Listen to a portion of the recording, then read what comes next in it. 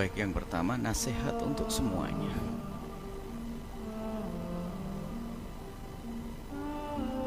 Jadilah Anda semua orang bisa menjaga lesan Anda. Lesan ada dua, mulut berucap dan tangan yang menulis. Maka dikatakan ketikan itu ahadul lisan ini. Jaga lesan. Jangan lesan kita itu adalah lesan yang gampang berkomentar tentang sesuatu. Sebab kalau sudah punya kebiasaan jelek, na'udzubillah, mudah berkomentar. Apapun dikomentari. Na'udzubillah, semua yang kita lakukan ada hitungannya di hadapan Allah. Jangan, subhanallah.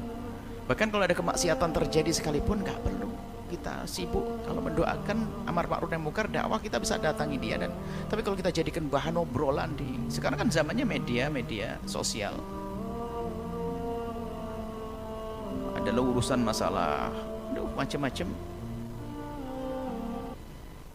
YouTube segala macam. Wah, ini kadang-kadang mengejar urusan per YouTubean ini, kadang-kadang dia cari konten macam-macam, tatonya apa, membongkar aibnya orang dan sebagainya. Ini yang pertama, jangan Anda usil.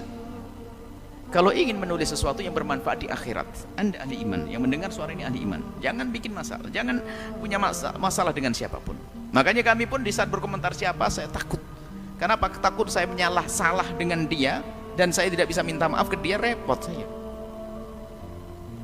Nah kan, jangan bertanya di sini tentang gimana pendapat Buya tentang ustadz ini, tentang artis ini. Jangan bertanya begitu.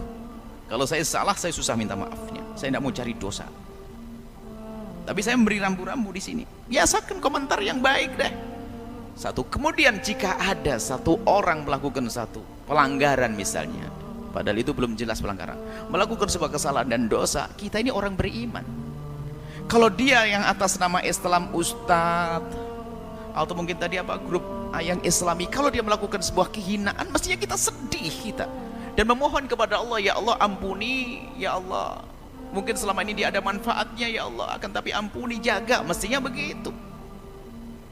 Tapi kalau di hati kita sudah kotor, ada dengki, ada benci, berubah nanti. Ini yang pertama. Kalau seandainya ada sebuah kejahatan yang sesungguhnya, anggap saja bukan dia seorang yang tadi nasihat Islami, ya, bahkan saja memang seorang artis misalnya, yang dia masyhur dengan kebrutalannya dan sebagainya, tak taunya dia terbukti melakukan kehinaan, zina dan sebagainya.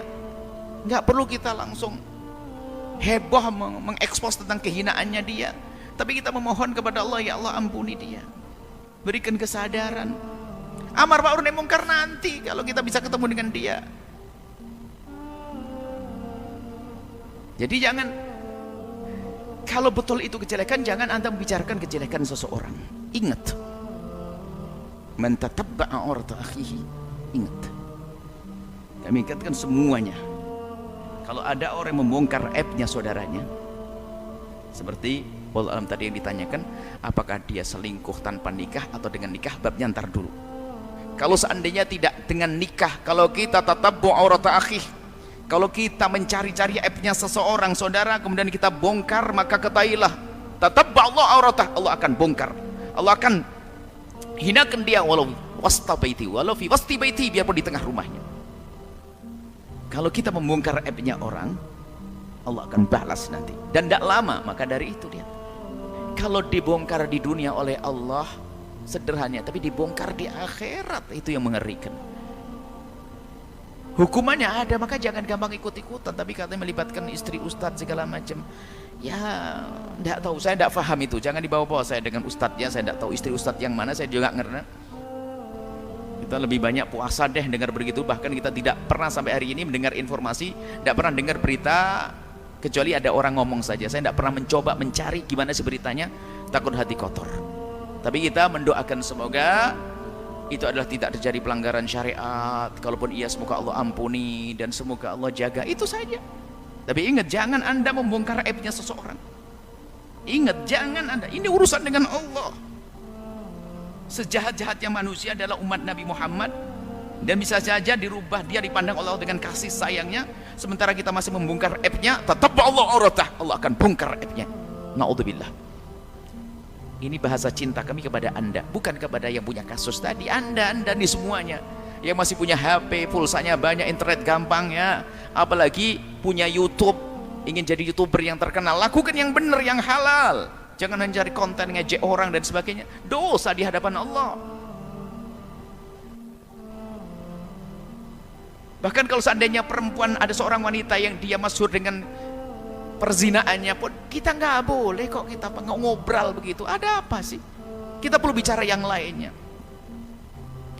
Apalagi yang belum pasti katanya. Apalagi masalah kasus-kasus ada hubungannya dengan zina. Waduh, jangan gampang, hati-hati. Kalau Anda dengar suara kami, aman, Anda akan selamat. Tapi kalau tidak, urusan Anda. Saya menyampaikan ini, jangan gampang, karena kasusnya bukan kasusnya mental kita tuh, mental seneng kalau ada orang kepleset untuk jadi bahan konten YouTube. Allah, ini musibah. Ulama kepleset ngomong konten baru, mestinya sedih nangis ada ulama salah. Ulama kepleset konten, innalillah. Apa ini?